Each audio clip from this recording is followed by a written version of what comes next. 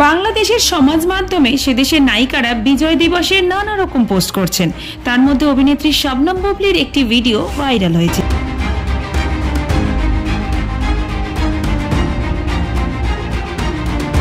ছেলেকে নিয়ে জাতীয় পতাকা ওড়াচ্ছেন। অনেকেই বলছেন এটা বিজয় দিবসের ভিডিও নাকি শাড়ির বিজ্ঞাপন। ঘাসের উপর পড়ে থাকা সবুজ রঙের শাড়ির আঁচল থেকে ক্যামেরা প্যান করে যাচ্ছে বুবলির দিকে। লক্ষ্য করে দেখুন।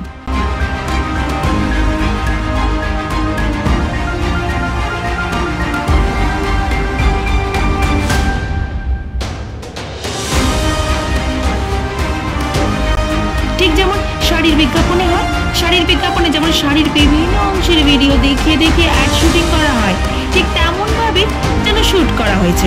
অনেকেই বলছেন জাতীয় পতাকা আর পরনের শাড়ি কি তবে একই রকম মনে করছেন বুবলি? অনেকে আবার বলছেন ইদানিং বন্ধন শাড়ির সঙ্গে খুবই ওঠা বসা করছেন বুবলি। তার কাছে তো শিখেও নিতে পারতেন। তাহলে জাতীয় পতাকাকে শাড়ির পর্যায়ে নামিয়ে আনতেন না শবনম বুবলি?